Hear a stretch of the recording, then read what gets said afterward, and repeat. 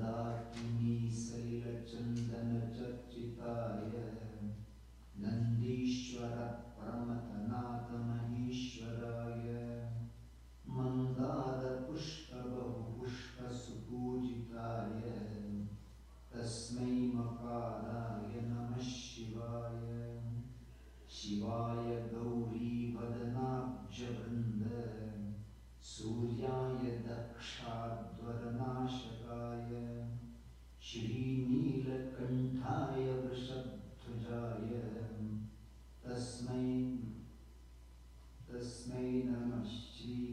तस्मै श्रीकाराय नमः शिवाय वशिष्ठकुम्भोद्भव गौतमार्य मुनीन्द्रदेवार्चितशेखराय चन्द्रार्कवैश्वानरलोचनाय तस्मै वकाराय नमः शिवाय यज्ञस्वरूपाय जटाधराय पिनाकहस्ताय सनातनाय दिव्याय देवाय दिगंबराय तस्मै यकाराय नमः शिवाय पंचाक्षरमिदं पुण्यं यः पठेत् शिवसन्निधौ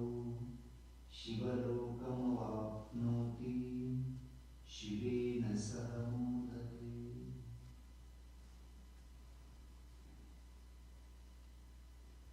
Thank you so much. How do you know what is the tune? Like how? Standard tunes are there. And online, the creative people. Yeah. So, learn more is there. Ravana Kata, stores like Kata, Samasa. So, Mahadevan has sent a different. Yeah, I've heard it. And all music and what. Is there some, what is it called? It's the Yeah, it's really vibrant. it's very like powerful. Very powerful. Yeah, I've heard it. Thank you so much. Really appreciate it. ತುಂಬ ಚೆನ್ನಾಗಿತ್ತು. ಹೌದು. ಇದಕ್ಕೆ airdrop ಮಾಡ್ತೀನಿ. Send it to me also. I will. And I will put it on our group. I'll just name all of them so that everybody in the WhatsApp group. Okay. ಇದು ನೀವು ಎರಡು ವಿಷಯ ನಿಮ್ಮಲ್ಲಿ ಬೆಳಗ್ಗೆ ನೀವು camera ತೆಗೆಸ್ಕೊಂಡು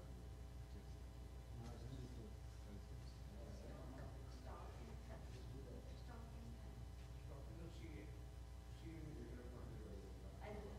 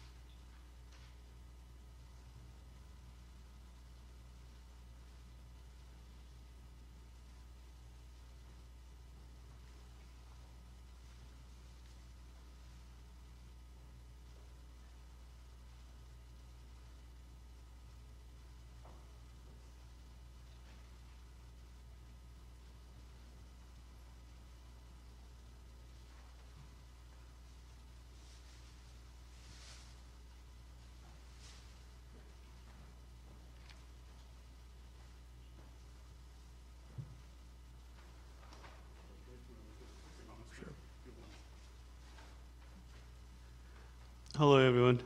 We have envelopes for Tarabain, Ganeshji and Asokji who helps out in the kitchen. So if you want to give any dakshina, I'll just leave the envelopes here. Put it, by tomorrow afternoon and we'll just give it off to everyone. I just wanted to make the announcement before Ganeshji came. So.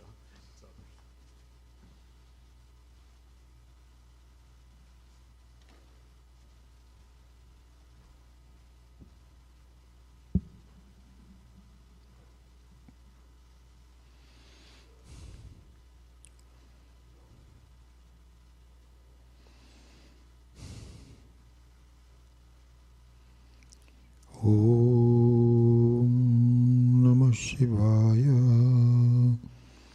Om Sahana Bhavatu Sahana Bhunaktu Sahaviryam Karavavahai Tejasvinavadhitamastu ma Vidvishavahai. Om Shanti Shanti Shanti. So we are traversing the 15 steps of Nididhyasanam, and we have done the first two, Yama and Niyama. Let's go to the number 3, which is Tyaga. So Tyaga means to give up. And so giving up something consciously is what normally the yogic Tyaga means, and good practice and so on. But in terms of the Vedantic Tyaga, we should understand what it means. In Vedantic Tyaga, Adi Sankara says, abandoning the phenomenal universe by seeing that it is really an expression of the Atma as waves in the water, which is a purely conscious entity, is considered Tyaga by the wise. Is the almost like an exact translation. I think Swami, I might have, in some cases I wanted to see what Swami Vimuktananda in his book had said, and I think this was one of the where I just borrowed the word phenomenal world, so on. But anyway, you get the general feeling, the general thinking. So Tyaga is the attempt by a sadhaka, by a student. By the way, let me pause something. Swami Akhandananda makes a point that Vedantic Samadhi is more characterized by an attempt rather than reaching the final goal. Reaching the final goal means that you will know exactly when you are completely by yourself and you're very clear, this is who I am. I am Brahman. So that one it is not a human samadhi, as we have said. Not a human samadhi, it's a samadhi. But if you want to talk about the steps of the samadhi, including Tyaga and so on, then it should be seen as an attempt. As an attempt. So here, Tyaga also should be seen as an attempt.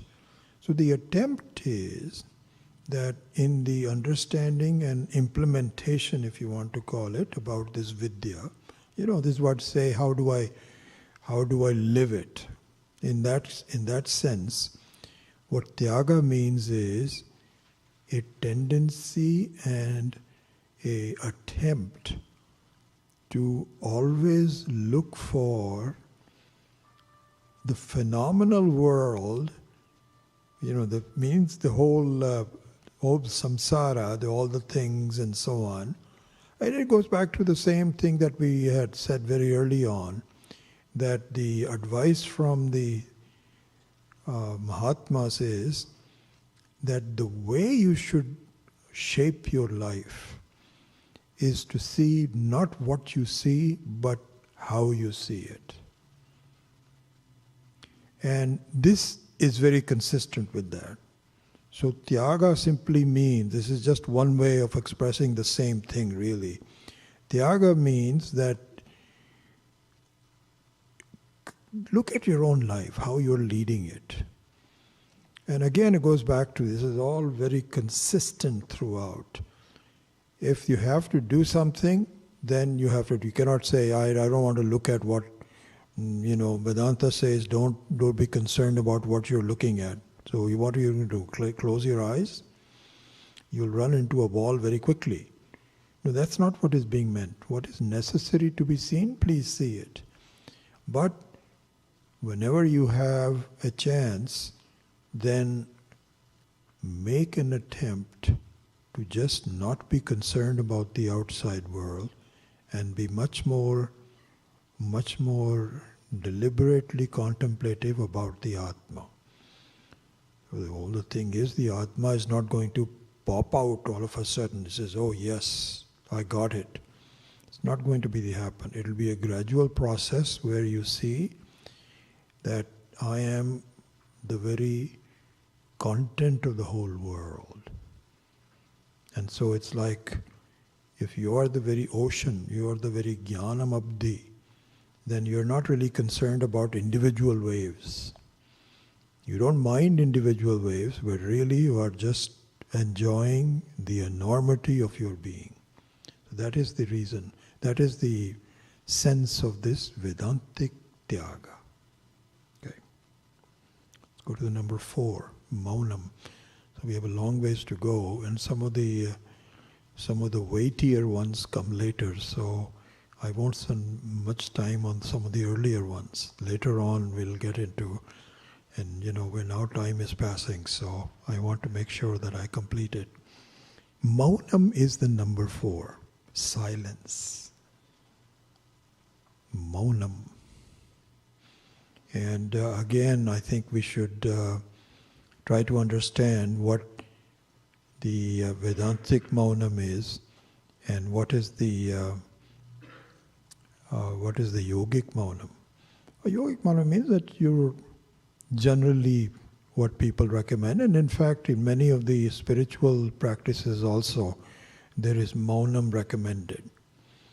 And Swami Akhandananda talks a lot about that. He has met so many people that were quiet for 10 years. The only person that I encountered was in California.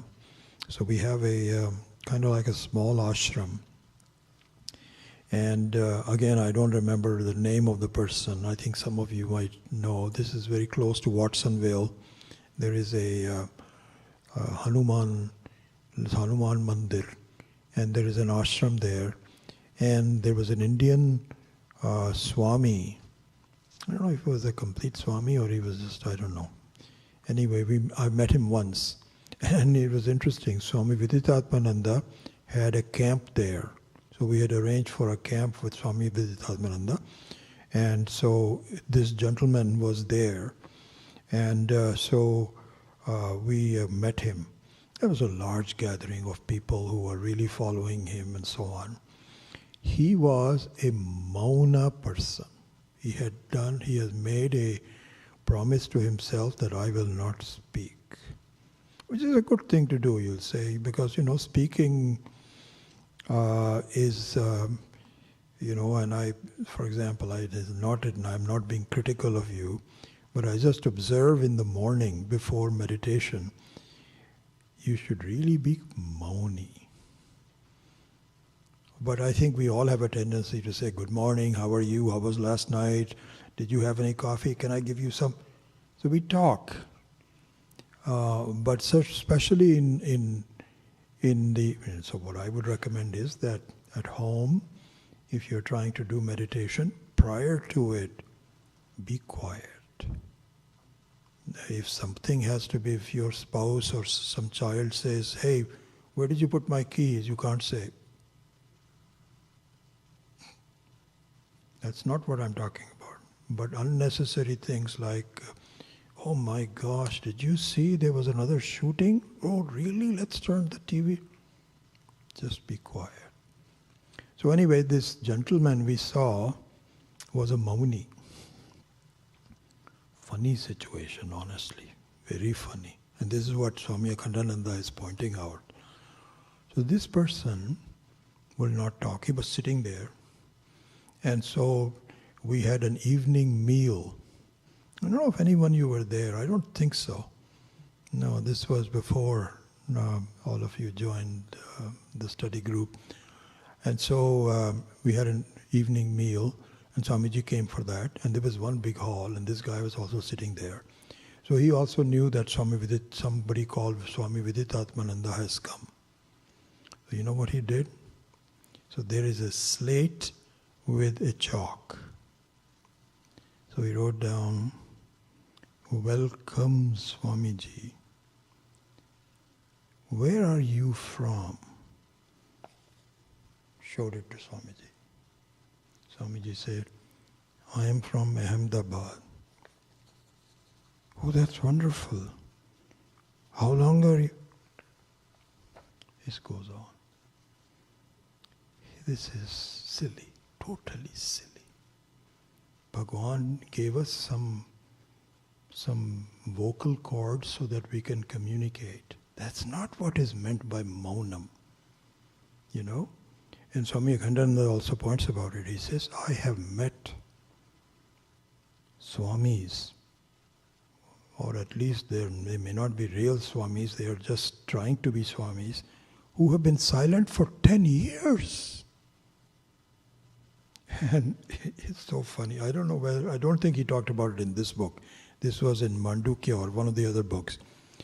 He said, so this person, and so you know what it is essentially? This is an important thing.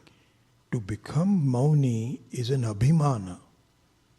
It's something very important. That person was Mauning only for 1 year, I want to beat him. I'll make it even more than that. This is a real life case, Swami Akhandananda says. He says, I went to this ashram and this Swami was there for almost 10 years.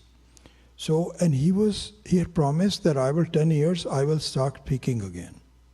Okay, so this was the thing. So he says, somehow I happened to be there at that time when he was breaking his silence. Do you know what was going on? Amongst his people, there were contests to see our Swamiji, what is he going to say first when he starts talking? Is he going to talk this? Is he going to talk? So there were contests going on and they all had bets, not bets on it, but they were all taking sides and so on. And Swamiji says, I got to know this person after he talked. He still had problems as a human being. I'm the jiva. When am I going to see God? I've been silent for 10 years. This is ridiculous. This is not what Maunam should be. Maunam as a discipline, as I was saying, that before meditation, one should be just quiet. And after meditation also. But you cannot be quiet the whole day. Okay? Whenever you have a chance, in fact, Swami Akhandananda makes the point. It's a very beautiful point. Let me see. So he says the maunam should be not at the vocal level, it should be at the mind level. The mind should be quiet. And the mind is not necessarily disturbed when you are talking. When you are having a pleasant conversation with someone, your mind is not disturbed, it's very quiet. But if the mind is upset at something, that is not quietness. So effectively, the Vedantic Maunam means make your mind quiet. That is the Vedantic meditation. Also,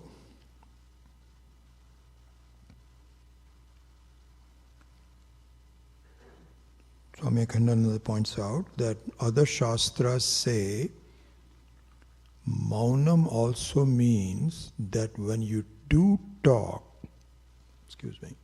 when you do talk, what should you talk? How should you say things? So, and this is Bhagavad Gita also points out, a lot of other texts also. So he says, Satya, Hita, Simita, Matabheda Rahita, and Komalaha. So he says this very quickly. One is Satya. Satya means that please, if you have to talk, then make sure that what you are saying is truthful. And you know, it's interesting. Truthful doesn't mean, you know, this is an interesting thing. Truthful doesn't mean, which is, Satyam is really not a dharma. Asatyam is a dharma. Satyam is not a dharma, but asatyam is a dharma. Here's the example. Somebody asks you, tell me, how much money do you really have? Here's the question. Now you have in your bank balance, you know exactly how much money you have. I have, $450,000 that I have accumulated in my bank account. And if you don't tell him it's $450,000, that is not asatyam. That you are not constrained to, if somebody says how much money you have, you can't say, okay, this is what I said satyam, so I should just tell him. That's not what it is talked about. But if you say that I have nothing, it says asatyam. Or if you say I have $2 million, I'm very rich, that is not satyam. So what should one do if somebody says, how much money do you have? You laugh and talk. Laugh and smile. Laugh and smile. And say, I don't know, I haven't counted. I don't have enough. I'm still trying. Some kind of a vague answer that just basically saying, don't be silly, don't ask things like this. This is ridiculous. I don't ask you how much money you have. So, asatyam is a dharma, but satyam is not a dharma. So, when you do talk something which is satyam, and also hitam. Hitam means that it should be useful to the other person. Should be other person. If the other person has a problem, you cannot say, you know what, you have a problem. No. There's no need to just be quiet. Just be quiet. And so hitam. And there's some other word, and then I'll just pick out one other one, komalam. Komalam means that, and we all know that, you find people who talk in a very soft, their words, not the manner of speaking, but their speech is not harsh. And you can distinguish people from that. And so really maunam means talk when necessary, and when you do talk, then make sure that it is soft, it is helpful to the other person, and it is truthful. That's the meaning of maunam, Vedantic maunam.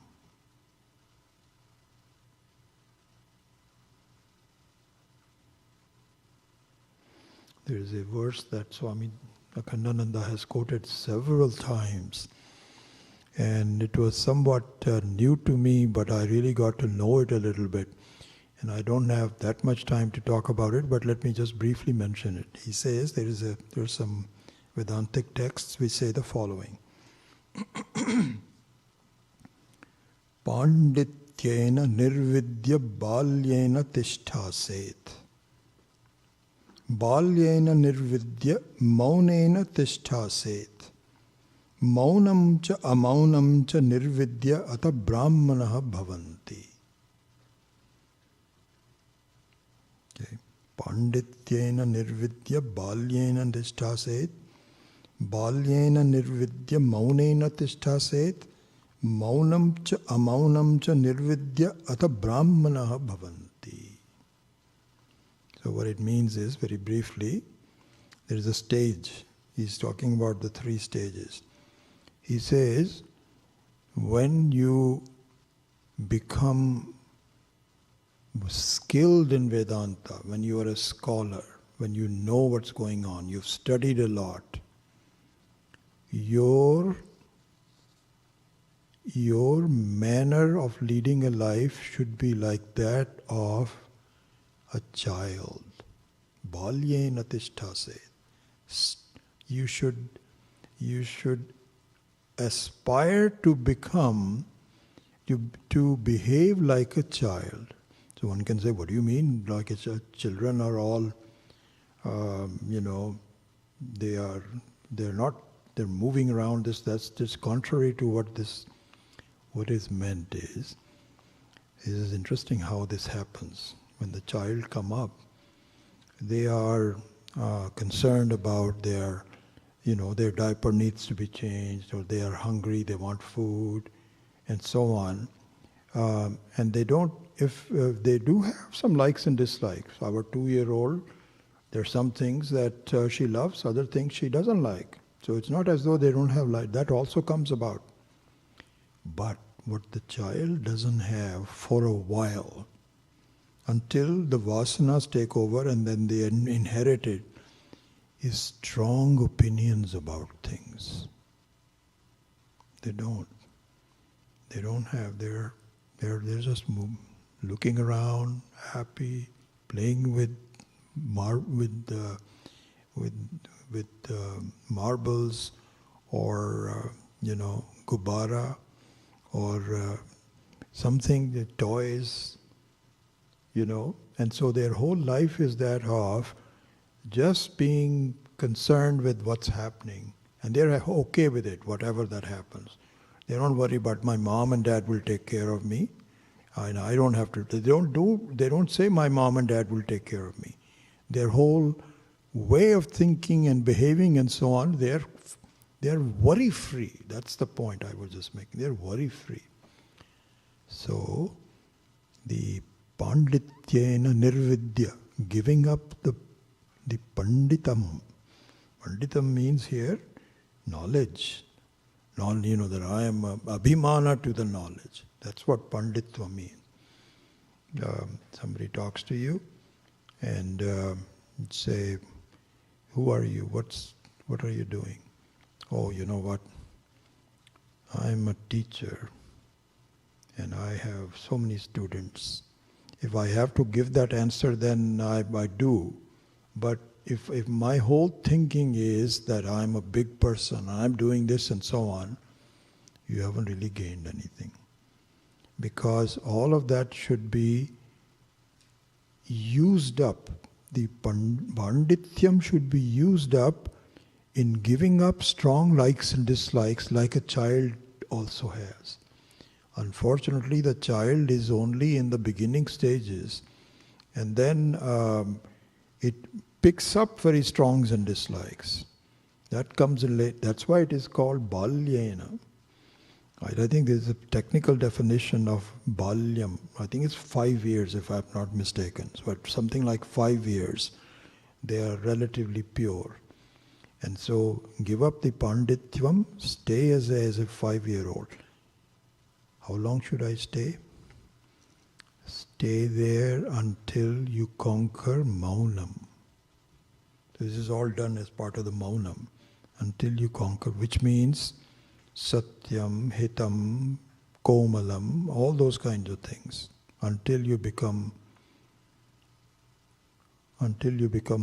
conquer maunam.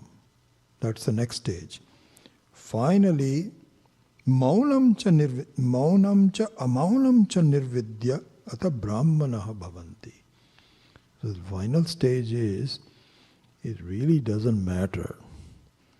This is what calls sahaja samadhi. It's not as though that I am meditating, I'm happy. If I'm not meditating, I'm not happy. You are happy whether you are meditating or not. That is the stage, Sahaja Samadhi. That was Swami Dayananji's favorite way of saying Sahaja Samadhi. And all the other ones is just beginning Samadhi. So these are the stages of Mauna. Okay, next go to the next one, number 5, Desha. And this is one of the weightier ones. So let's look at this one. Desha means, where do I go so that I can be peaceful? This is the basic stuff. Desha. Okay? And the general thinking is, I want to go to a place just like this place here. Very beautiful. You have walking trails and everything is quiet. So this is nice, wonderful. So I think we should come here more often. This is the thinking. Finally, this has to be abandoned also. But initially, the desha, which is the yogic desha, means looking for a place where solitude is. Here was an incident that Swami Dayananji used to tell us. So it appears there was a brahmachari in Rishikesh. When Swamiji was teaching there, he had a number of people who have been studying with him, and some of them had taken up brahmacharya and said, yes, I want to do this. So there was one of those. So one day he came to Swami Dayananda and said, Swamiji, I understand there are some ashrams up on the Ganga from Rishikesh where, I understand that you know some of the people there. I want to go there. So Swamiji said, why? Why do you want to go there? He says, Swamiji, Rishikesh is becoming too noisy. It's too noisy. Which it really is. If you go there, you find it is like a bazaar with all kinds of sounds and motorboat bikes and this, that or the other, everything. So he says, Swamiji, this is get too noisy. I cannot meditate. So I want to really just be in a quiet place. Swamiji said, okay, go. I'll write a recommendation and you can go and stay there.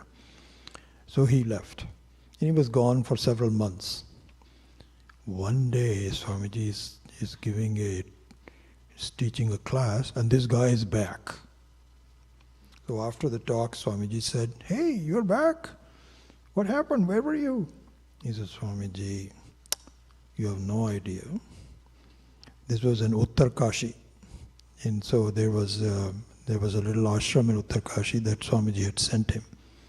He stayed there for a while. He said, Swamiji, the birds there are so noisy. It's really interesting. Here, I woke up, I think, one of the nights at 4 o'clock. Usually I wake up much later, but one night I woke up at 4 o'clock and there were some birds chirping. I think that even the dawn had not taken place, but they see a little bit of light. It's just amazing. I really appreciated that. I was just I was hearing them. The birds were chirping. He says that in this foresty area, there were birds, so many birds. And he says, I cannot concentrate when there is that many birds. So I decided I'm going to come back here. So this is Desha, the search for a place where I have maunam. And this is silly. It really is silly. It doesn't mean that you are sitting in the middle of Manhattan Street trying that's not what it is meant. But the mind is a very funny thing because that has happened to me also. I have a place that I usually meditate in my own office. So I have a Dakshinamurti, and so sometimes when I do puja, no, I don't do that every day, but I do some puja sometimes, and then I have a chair and so on, I meditate. and there are birds outside. And some of them are very, very, very screechy and long. There was this one bird that would just chirp every 5 seconds. And this is a very funny thing. I have a nephew, I should really ask him, who is a bird specialist, ornithologist. He's done a PhD on it. He has his PhD was to observe the mating habits of certain birds. He was sitting on top of a tree for several nights, watching. It's a funny thing. Anyway, so I should really ask him. So this bird, every 5 seconds he'll say, pew, pew, like this. I'm sitting there and meditating. Now what do? Do I try to scare him away? But it was really bothersome. But you know what happened? This is very funny. After a while I said, forget it. I'm not moving from here. The bird's not moving from where he is. I have to live with that. Somehow my mind, see, this is the thing. The mind is the one that listens. Because all the sense organs are like taxis. But the person who's dispatching all the taxis is the mind. So the mind can be elsewhere. So somehow I got distracted, and there wasn't even a forceful thing. I just said, okay, I'm going to wait it out. How long is he going to keep on doing this? And then what I found was that my mind was someplace else, really just in meditating on myself and so on. And the sound was still there but wasn't bothering me. That is the right status. The mind should be quiet, just like in Maunam.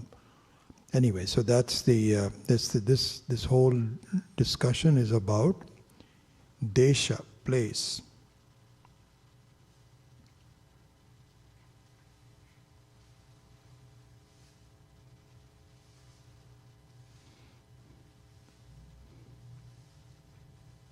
So here Swami Akhandananda says that somehow, this is the same, you should see the general trend of that. In Maunam, in Desha, in Kala and so on. So trying to do something specific is not the final step. So for example, to remember Ishvara only at the time of going to a temple, which is good. At least you are doing that. But really speaking, you should be thinking of Ishvara even when you are in a train or you're driving. And so in that sense, a specific place should be seen to be a very elementary first step. That's good. You should go to a temple and then pray. But really the final thing is, wherever you are, this is where this phrase is occurred very, very often. Yatra yatra manoyati tatra tatra samadhaya. This is what we need to get to. And in the beginning it won't happen, but if that's my goal, this is where I want to go, then eventually, in order to understand the presence of Ishvara in me all the time, I have to develop the habit. You see, if I, again, going back to Swami Maheshanandaji's recommendation, that if you want to really master a language, really what it is, it's a new language. It's a language where I see that from me the whole world comes and disappears back in me, and it doesn't have any existence, any reality other than me. This is the path that we have to go. This is what the Advaita Vedanta is saying. But as I mentioned, it's not going to happen overnight. So at least I should make an attempt. And so in that attempt, the prevalence of any desha is an important step. So therefore the Vedantic desha means not anything specific, but really at any place.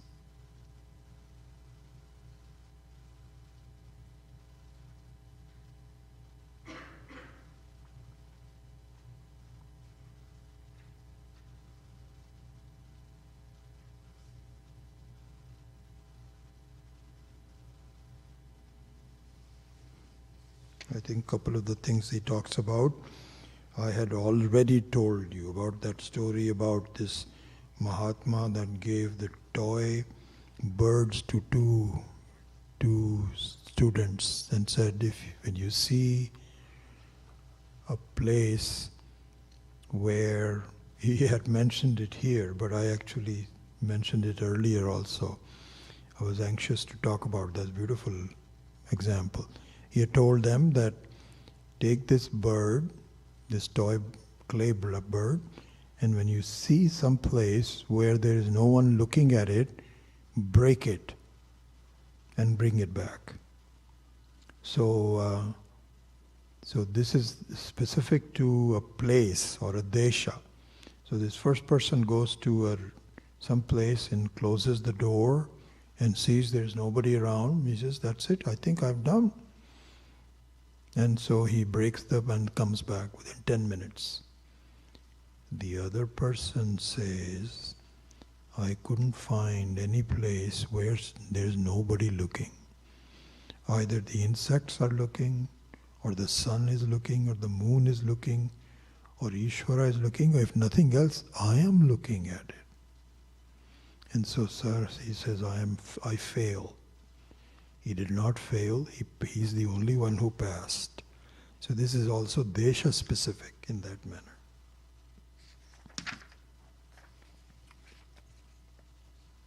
Okay, then the next one, number 6, is kala.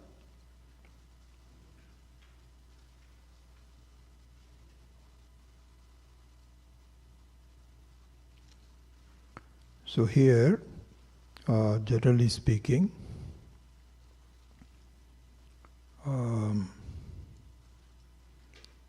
we respect the various times. So at sunrise is appropriate for doing vichara. Sunrise this is an important thing to see. I think we've already talked about it, that they say that the sun, when it appears, this Gayatri mantra is also a mantra for the sun. Diyo yo naf prachodayat om bhurbhuva swahadat savitur it's savita. Just savitur varenyam. So this should be done at sunrise, because it is a mantra to give to the sun. And this is what Swami Akhandananda points out here. He says the presence of the sun means your buddhi should be awake. And so this is the time to think. And the main purpose of Gayatri Mantra is towards the end, which says, Dhiyo yo naf prachodayat, may you please guide my thinking. So what it means is, may I think properly, as the Shastra is saying. So the sun is a very important part of the creation of Ishvara, as we have talked about it. The whole universe is in the, if you are a hardware designer, like our computer hardware designer, I remember when I used to work for IBM. So we were taught that the whole circuit is revolved around the central processing unit, CPU. And from there you have I/O, and so the one that really regulates everything is called the CPU. So the CPU of the whole universe is the sun. Because it starts by how much time, how much light to give you, how much heat to give you. Everything is based on that. Energy, wisdom. And again, if you want to see, we have the presence of Ishvara as our antaryami. But if you want to see the presence of Ishvara outside of you, it is the sun. Very carefully designed by Ishvara. Swami Dayananda used to say that. He says, if the sun was 100 miles away from the earth, we will all freeze to death. And not 100 miles, but something like that. And if it is anything closer, we will all burn to death. This is very precisely done. So, the time, there is a certain time for everything. And in the beginning, the best time to meditate is in the morning. Because that's the sattva guna. And you have now an opportunity, and the sun gives you that opportunity. That's why the first 2-3 hours, your mind is very clear. And that's the time when you have to re-establish yourself. And so with this mantra that we use for our meditation, pratar smarami, I meditate in the morning. Nacha bhuta sangaha brahma eva aham is really the foundation of the day. And so that there is a time for it. And so similarly, we have time-specific festivals. We have Amavasya, Purnama, Janmashtami, Namaravani, Navnavami, Shivaratri, all the Pavitram. Here Swami Akhandananda says, so these are all, this is where the purity of the time is. This is called Pavitra Kala. Pavitra Kala. Really speaking, the most Pavitra Kala is when your mind is Pavitra. This is completely under your control. If it is always Pavitra, wonderful. It is Pavitra most of the time, wonderful. Very good. That is really the time sensitivity that you should be. Again, everything is based on an understanding of who am I, where am I, what. And so it's not externalizing things, but to make sure that I'm aware of where I am at this one time.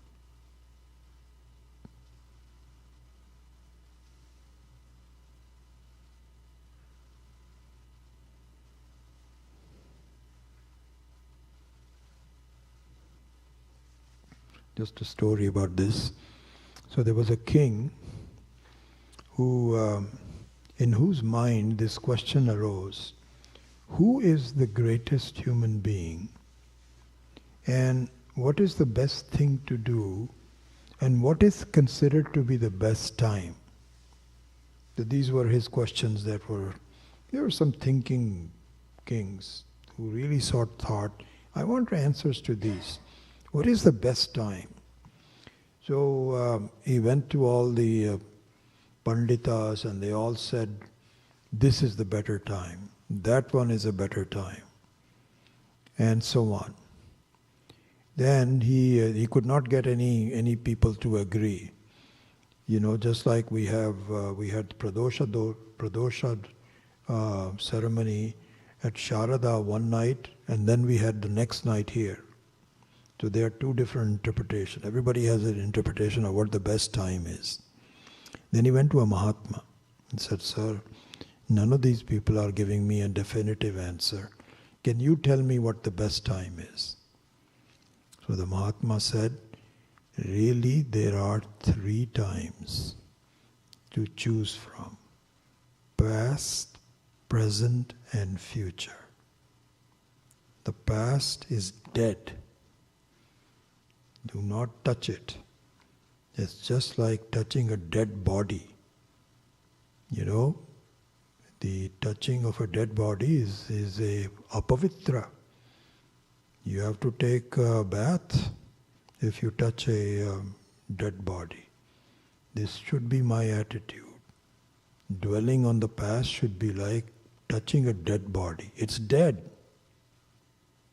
That's not the best time. What about the future? The future is, you don't know. You have no idea what that is. What are you going to do? All you're doing is worrying about the future when the future is not even there yet. That's not the best time. So the best time is the present. I am. I am. This is where Brahman expresses himself most clearly. I am. I am. You know, there's one of these sayings is that somebody said, how should I spend my day? What should I do every day? So there's a one Mahatma who said, you really want to know? He said, yes sir, I do want to know. He said, suppose you are told you have one day to live. How will you spend your time? You know, there's that story where I forget, I guess now I'm forgotten. So there was somebody who angered, again no names, I'm not sure about that. But the story is there was a person who went to a Mahatma and did something wrong. So the Mahatma gave a shrapa. You have 1 week to live. You're going to die in 1 week. He was shocked. So, not a Mahatma, it was some other person. So he went to a Mahatma and said, sir, this is what has happened to me, and I really believe that his Vani will come true. I have only 1 week to live. I am really worried. So the Mahatma told him, you are very lucky. Let's have a nice meal. He says, what are you talking about? I'm going to die in one week. So the Mahatma said, you know how lucky you are? I don't even know whether I'm going to be alive next moment. But your life is secure for 1 week. Nothing is going to happen to you. I am not sure about my life, but you should be sure you have a good life for 1 week. And let us now start the Vedantic Vidya. I think we can do it in 1 week. You can understand that you're not going to die. The death is just it's not going to happen. So this is what the Mahatma tells people, that if you really want to look at how the best way to live is, if you pretend you have just 24 hours to live, what are you going to do? Are you going to see a movie? Are you going to criticize somebody? No. You are going to just do the essential things. You will love everybody. You're going to say, just take care of yourself, don't worry about me, everything is okay. So anyway, those kinds of things. So really, in terms of time, the present time is the best time. No other time is necessary.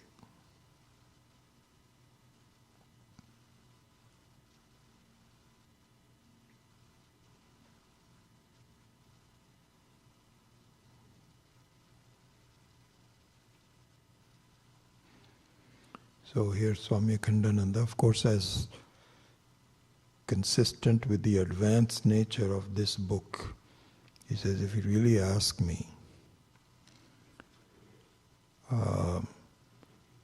our delusory thought that I am not Brahman, I am not Brahman, I am just a small person, I am just a jiva, I'm just a jiva.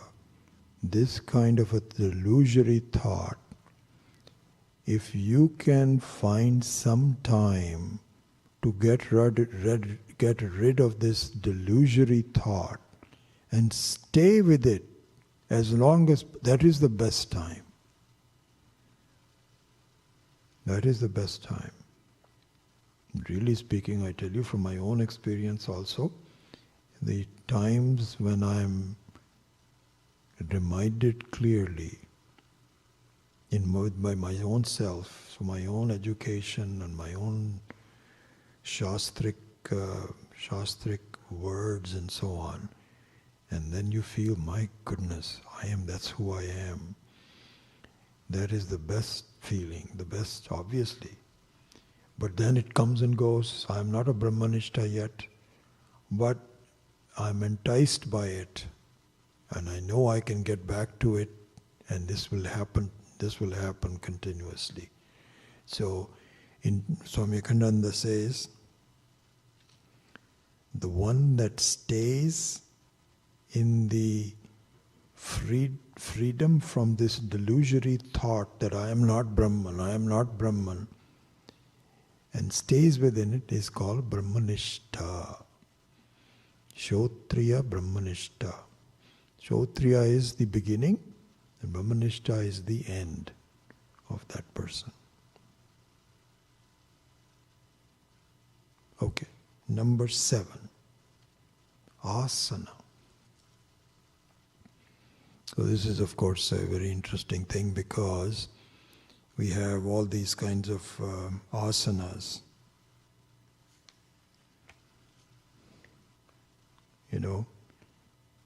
Padmasana, Virasana, Swastikasana, Siddhasana in yoga, which is good to have for something specific. What is the meaning of the Vedantic asana?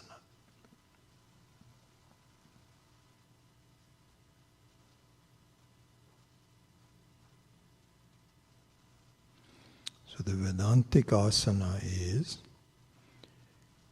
that when you have a very positive feeling about yourself and the world, sit at that place. Get used to sitting at that place where everything else is also okay. People are all right. I don't have any problems with them. Neither do I have a problem with me. I don't self-criticize myself. I'm okay, you're okay. And that's all that it really means. And in fact, finally, if this kind of I am okay, you're okay leads to okay, just okay, even that is given up. I am okay, you are okay, is also a kind of a duality. That leads to saying okay. So, again, this is interesting. We talk about the gift of Ishvara, the hints of Ishvara. Remember, we've talked about that he's really a badmash admi and he's given you all these hints. So from this, the Vedantic masters say that the dream is a way to understand that what I see has no reality. There are two things involved. One is, so just look at it. I mean, one can even say, what is the reason for having these 3 periods in every 24 hours? You have Jagrata Avastha, you have Swapna Avastha, and you have Sushupti Avastha. They have relevance to in many ways. The most important one is that as we've already discussed it, the Swapna Avastha clearly establishes that what you see is necessarily unreal. That's the utility, if you want to talk about a utility. Why did Ishvara create it? It's for our good. It's not just a simple thing. Let's see it. He wants us to make sure that we are clear about it. And so the Swapnavastha is for us to see the mithyatvam of my seeing. Okay, so that's done. We talked a lot about it. What about deep sleep? Deep sleep has equally important, if not so even more important than anything. And it has some side benefits. Like example, in Swapnavastha also there are some side benefits. What are the side benefits? That sometimes there are painful experiences in our life that we cannot consciously face. So subconsciously it comes up in, it's like letting steam off. You are building a lot of steam, but in the dream state it lets it off a little bit without your knowledge, without your consciously doing it. So it has some secondary effects, the dream. But the primary effect of dream is that gives you mithyatvam of the things. Then what is the primary utility of deep sleep and what is the secondary utility of deep sleep? Let's talk about the secondary first. The secondary utility of deep sleep is that it gives you some rest. It regenerates your energy. All those are nice. You know what the primary utility of deep sleep is? The primary utility of deep sleep is the experience that is nothing but okay. There is not you are okay, I am okay, I am okay. That kind of a feeling, you are okay, I am also okay, can only be done in Jagrata Avastha. But in the Sushupti Avastha, there is no duality at all. And it proves the final advantage of Advaita. See, that is the primary utility of deep sleep. Because, again we have the same thing. Really, Advaita means there is nothing? And that means wouldn't I be lonely? No. You are the very Brahman. It's very clearly shown to you. You don't need any duality. That is the primary utility of deep sleep. And supposing you were to talk about this thing in a theoretical manner, some guru comes in and says, oh, by the way, the world is mithya, and also you don't need this, that, you're okay by yourself. We are never going to believe it. Our experiences are completely different. But if you look at the hints of Ishvara, beautiful. What lovely. Ishvara says, do you get it? You're okay. You want proof again? Go to sleep. So this is the beauty of, in that sense, of asana. Anyway, we are not completing this topic. We'll pick it up tomorrow. So let's close the class. Om Asatoma Satgamaya Tamasoma Jyotirgamaya Mrityorma Amritam Gamaya Om Purnamadav Purnamidam Purnat Purnamudachyate Purnasya Purnamadaya Purnameva Vashishyate Om Shanti Shanti Shanti Harihi Om Shri Gurubhyo Namaha Harihi Om. I'd like to invite Shuddhatmaji. He has some... Huh? Are you okay? Okay.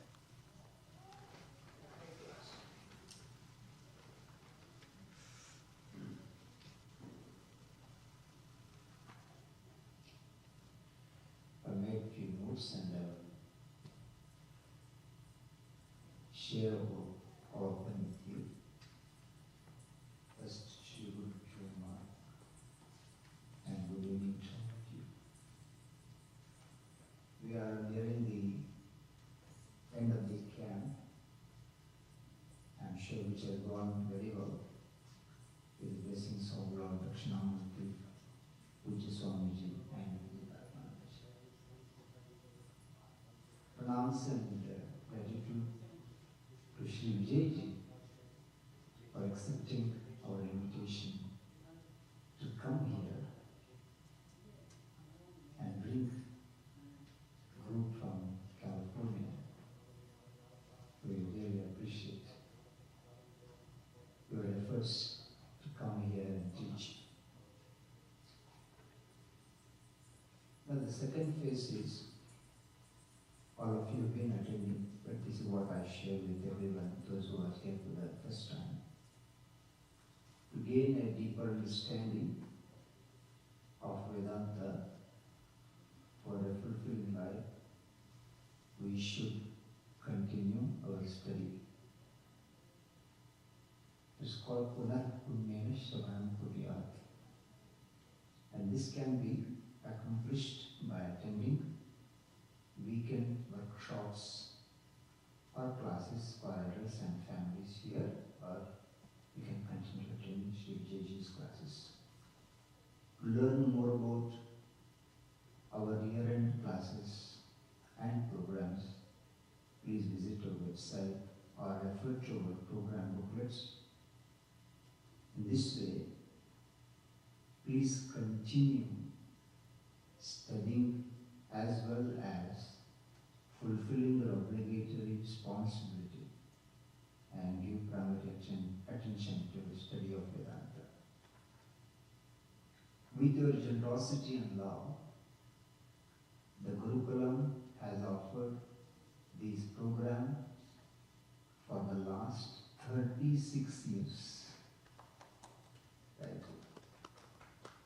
So this year, August 13th, we'll be celebrating 37th anniversary of the Gurukulam. All blessings of Puja Swamiji's and the Mahatmas.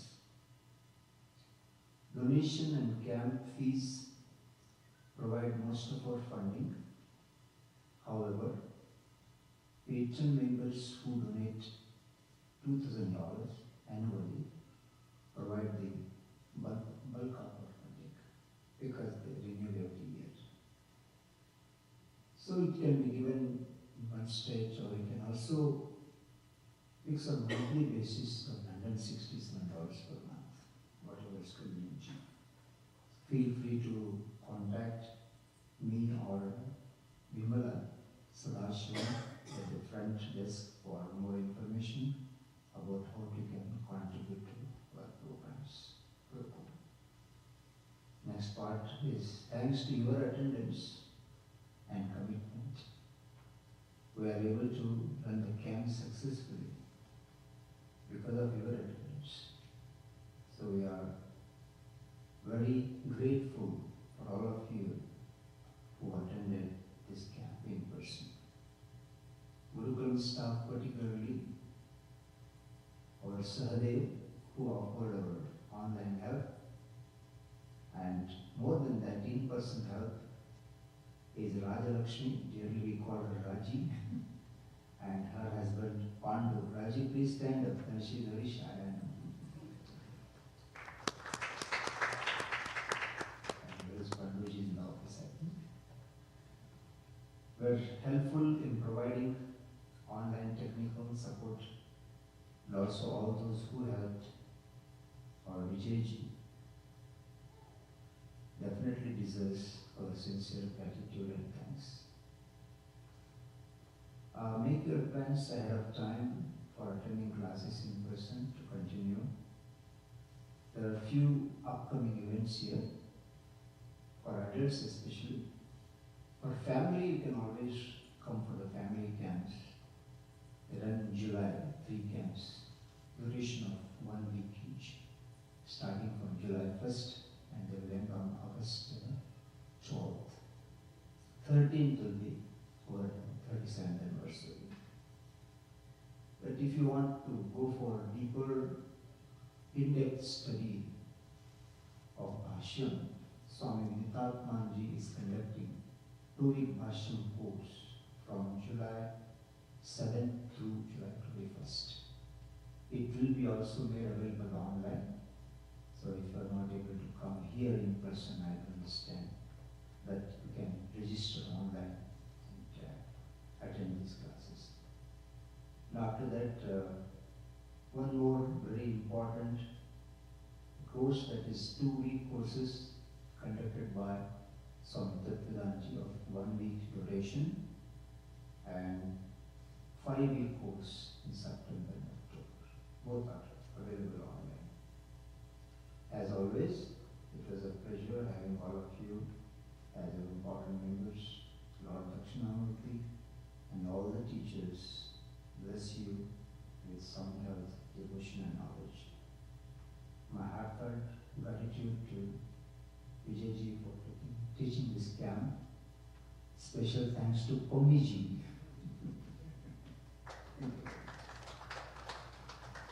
So looking forward to seeing you and in our camps programs in person. The session will be concluded by Vijayji's comments. Thank you, Siddhartha-ji. That was good to review the contributions of this amazing place. I guess I'd like to just say this, and I might, Satyam Vada. So this is not something, this is what I feel.